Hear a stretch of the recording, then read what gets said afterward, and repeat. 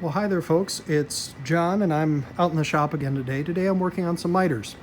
I have to trim out some plywood panels with hardwood, and I'm mitering the corners. So I just wanted to share with you a few little techniques that I use for trying to get as tight a miters as possible and get everything looking really nice. My finished trim dimension I want to be 3/4 by 3/4, so a 9-inch panel with 3/4 on each side grows to 10.5 inches. You'll notice as we work across the bench here, this trim is wider than my finished dimension. And this is a technique I'll use a lot when adding material onto something like this, is I'll cut it a little bit wider than it needs to be. And that does two things for me. I don't have to worry about clamping marks, and it gives me a little bit of wiggle room if I have to do some trimming. So my main concern as I trim out these panels is we're trying to get as tight a joint on that corner as possible. So obviously I want a nice glue line here, but I want this mitered joint line to be nice and tight as well. So by having this material a little wider than I need to, I don't have to worry about the outside edge, at least when I'm gluing this up. In essence, what we're talking about today, I kind of think of as an inside-out miter, where I'm not worried about the outside of the frame, I'm worried about the inside, and when I get done, actually get to the outside of it to trim it down, whether I take it on a table saw or maybe I'll just take a plane to it and do a few light shavings to clean it up. Another step in this process, if I were adding molding to these edges, I would still do it this way, trim it out with my hardwood edging, trim down that edging to the size I need, then route the profile. The first thing I like to do is try to get these raw materials as squared up as I can. My stock, I just have, instead of, maybe cutting 12-inch pieces, I ripped off a 2-foot, well, this is probably closer to 30-inch length. And again, I tried to get this edge that's going to come in contact with my panel as straight as I can and as square as I can. So when I'm clamping this, I don't have, any bowed workpiece that I'm trying to force into place. It just locks right into place, and with just a little bit of clamping pressure, we're going to be in good shape. Principal tools I'm using today, we're going to use a miter saw, and we're going to do cleanup today. This is kind of my secret weapon here. It's called a shooting board. This initially came out in issue number 210, March of 2012. And when you open up the article, it says, "Shoot your way to perfect miters." It has an exploded view of this project. And about the only photo that you really see the thing in use is right there. This shows you how to make this board. And there are a multitude of ways to build these. This particular one is adjustable. So by loosening this, you can go from 90 degrees all the way to some pretty acute angles. In the initial article, we used a low-angle jack plane to shoot. In this video today, I'm going to use my miter plane. So this is an older Lie-Nielsen. I think I bought this thing maybe in about the early 2000s, so it's been around a while. Maybe even late 90s. And this is a copy of the old Stanley No. 9 cabinet maker's plane. And it's basically a big square block plane. So it's a low angle, 2-inch wide blade plane. And on the bottom, that line across there is where the blade comes out. This has an adjustable toe on it, so you can tighten up how tight the mouth is on this.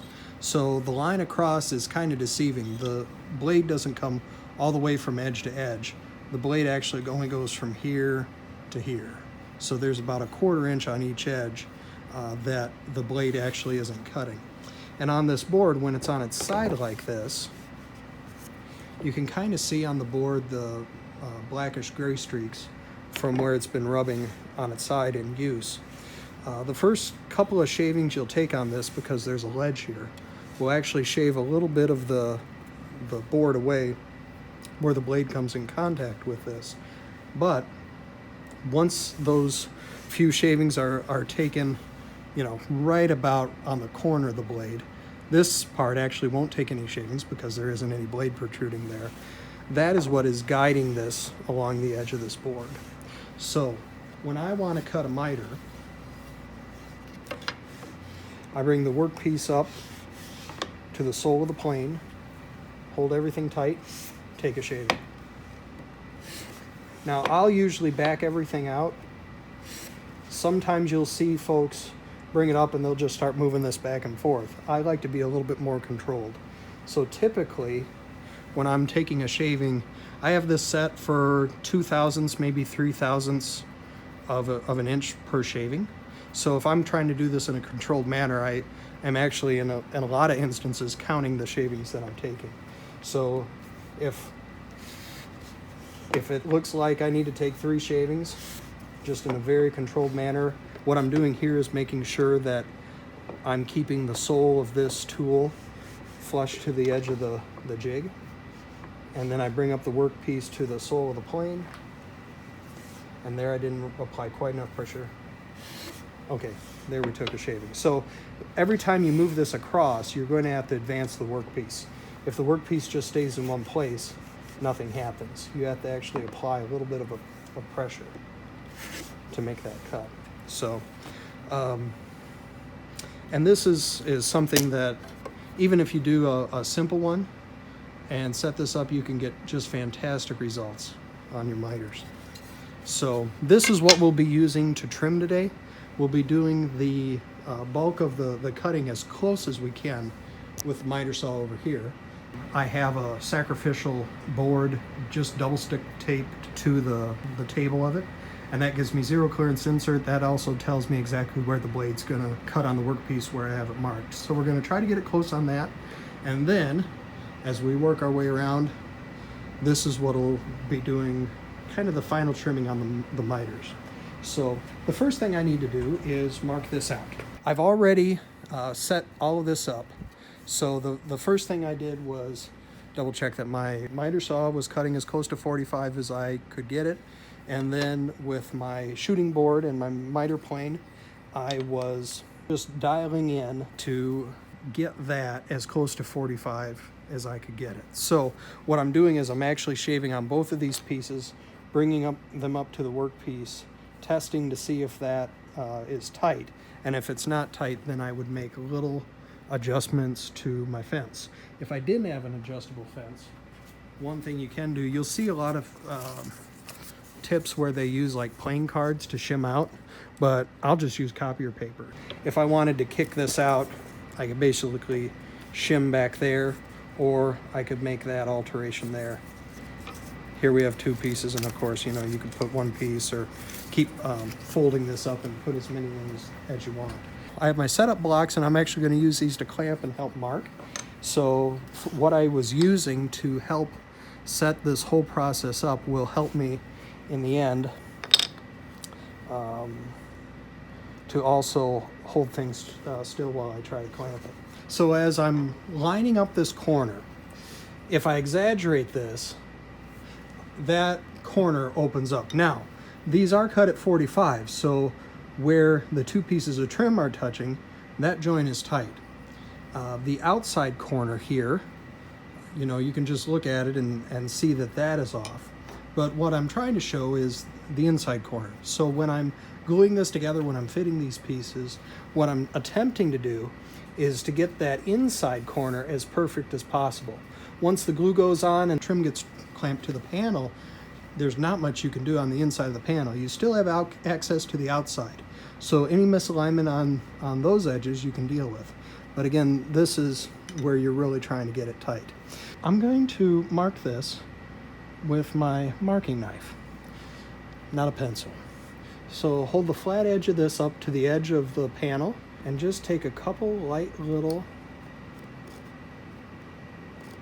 cuts to that edge. And that's going to give me enough to indicate where this needs to be marked.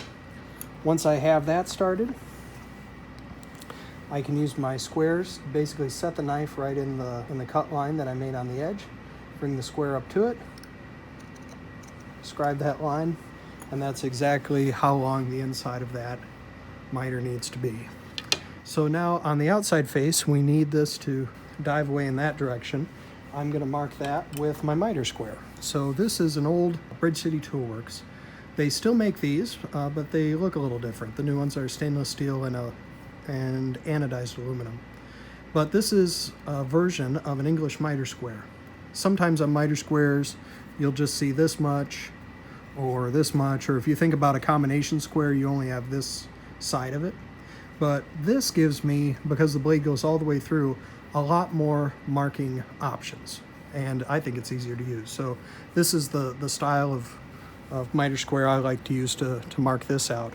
So now that I have that line scribed across with my knife, I'm just going to make sure that it extends right over the edge there.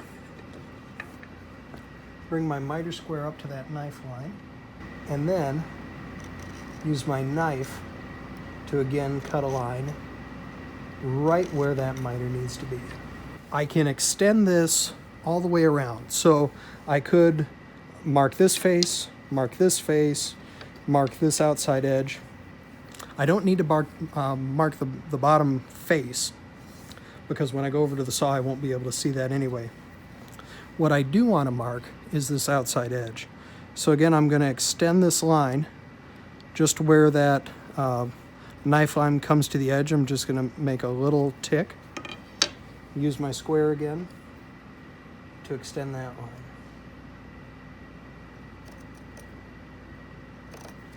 All right. Now, if you are having problems seeing these lines, you can darken them in by just running a pencil right down the knife line. And that will delineate where that needs to go. I know on this it doesn't show up the best, but we'll see. So there I just put the pencil right in the knife line. There I just have a little pencil line to indicate the direction that I need the miter. But you can see that nice knife line that goes across the edge, or down the edge across the face, and then down this other edge as well. So when I go over to the miter saw, I can put a tooth right on the edge of this and try to cut to that. What I'm going to do initially is set the base of this line right on my zero clearance insert, and that will tell me pretty closely where this thing is going to cut.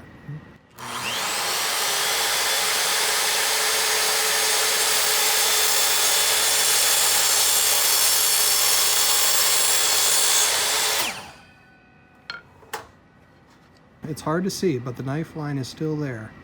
That's my initial scribe, where it should be. But looking at these faces, I think I'm a little bit long, which is perfect because we want to go over here and trim this down anyway.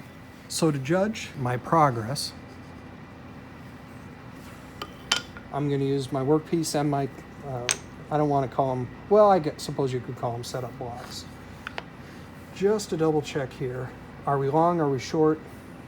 And the good news is we're long.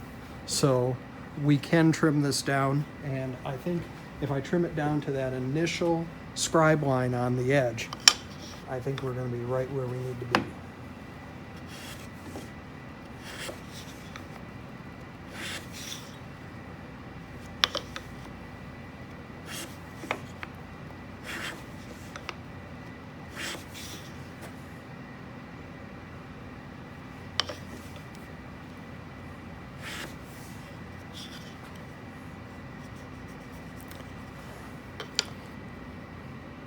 And bring it over, double check it.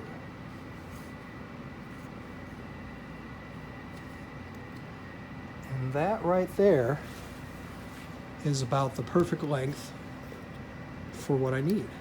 So just with a little bit of trimming, I didn't have to go back to the saw and try to nibble that off. I could very slowly and accurately get that to fit. Now, when gluing this on, if I just try to glue this on, it is definitely going to shift on me. So I will actually use these setup blocks as a holder. This is probably the first one I think is the hardest to do because everything is shifting. Nothing is locked in place. So we'll get this corner tight, bring it over, look at this corner. Okay, that's right where I want it. So now that I have that in place, glue just along this edge. Try to avoid getting into the corners or obviously getting it on the miters, because you don't want to glue this to your temporary blocks. What I'll be doing is just gluing right along this edge, and we're going to just glue that piece in place. I'm not worried about the rest of the pieces yet. I'm just going to do this one side at a time and work my way all the way around. I just wanted to show you the setup I have for gluing this initial piece on. You might notice on the back side I've thrown in an extra strip, and again, that's just to prevent bruising to the panel, especially with a pine panel like this. If you put any force at all on it, even with like a quick grip, you will mess up the edge a little bit. So I just threw that in as a way to prevent that bruising. Again, as I'm doing this, I'm trapping it side to side within that so it can't slip off. These corners will line up, but then you'll notice my little offcuts here, my blocks don't quite line up. That doesn't matter. What matters is when I glued this on, I was careful to try to get this as flush as I could. So that's that initial edge. If I take the clamp off completely, it's holding the extras on, and this is what we have. So now I can continue working on this. I'm just going to work my way around, cut the next piece, and fit that on. Same process that we marked out the first one. I have my workpiece. Get this corner fitted, and it's looking really good already. Use a knife, scribe it to right here, cut it, fit it, and when I glue this on, I don't have to worry about this. This isn't going to go anywhere, but we're going to clamp this right here and glue that second piece on. So that's where we'll come back. I have a bit of a clamp farm going on, but I've glued and clamped two edges. Let's flip this around. This was our first edge, this was our second edge. I repositioned a few things so that we can let that glue just dry a little bit longer and fully set up, but still be able to fit side number 3. So before, what I did was I pulled all the clamps off, marked it how I've been marking it, and then put these cawls back in. So this again will trap it. Actually, we want to go like this. I've marked it off, so maybe there you can see our mark.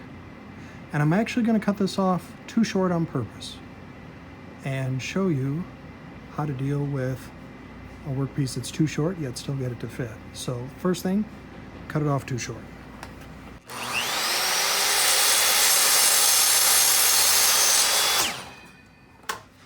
All right, let's see if I cut off enough. Okay, so on this, if I'm tight to one side,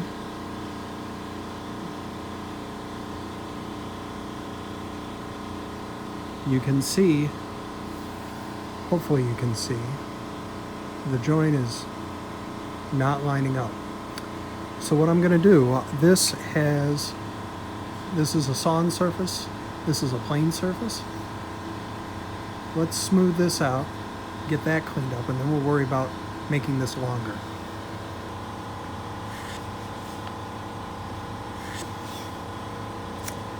Very good. So there again, I'm after a nice glue joint that's been planed rather than sawn. And now in theory, this should fit even worse. So maybe turn it around.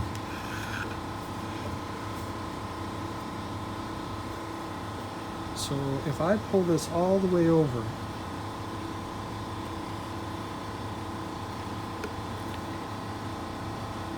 to one side, we have a gap about like that.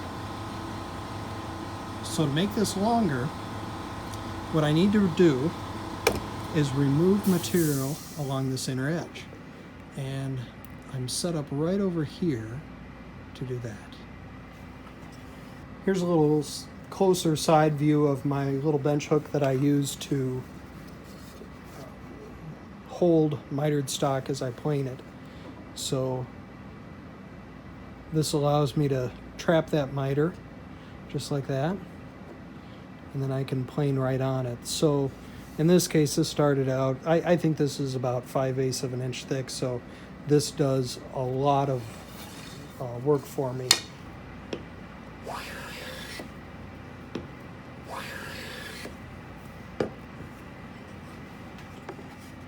So now if I pull it tight to this edge,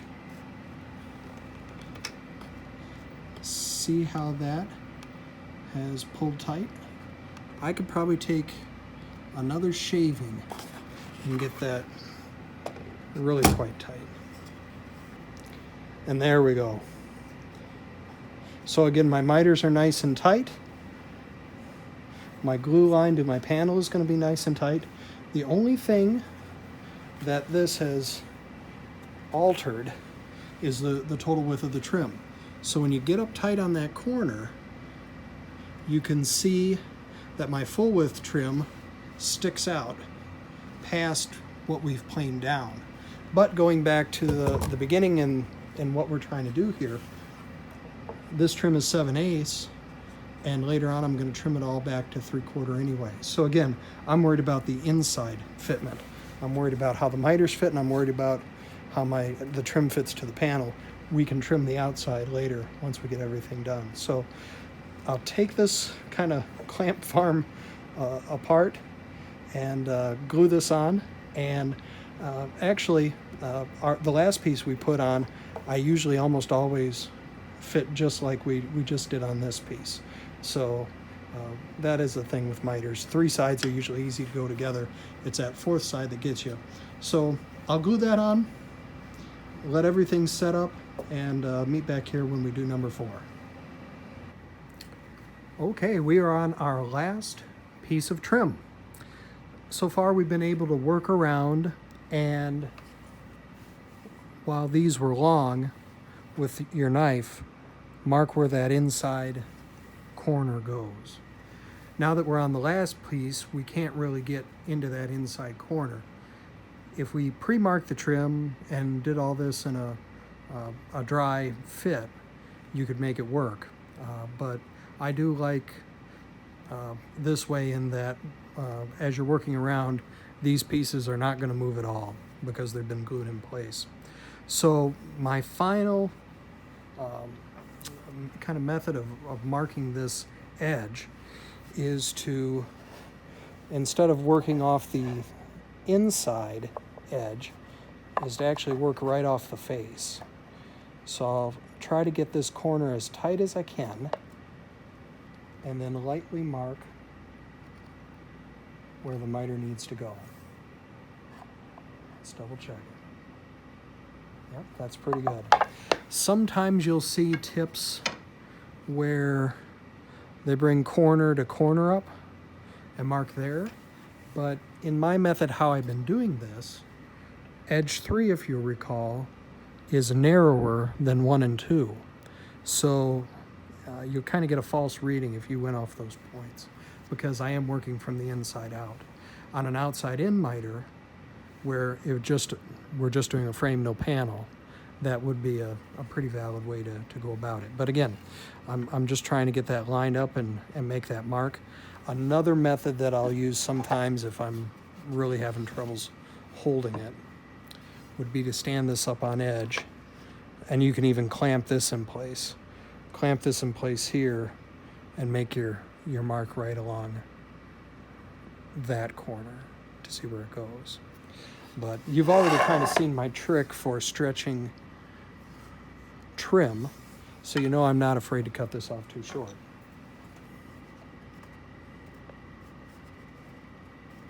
Yeah, that just, I get no slop. You know, if it's too short, I can get a little slop left or right. When I put pressure on here, you can just feel it suck in. A lot of times, similar how you saw me fit side 3 where it was too short. I've been very lucky with this example because my panel was cut with 90-degree corners. So in essence, I was already cheating there.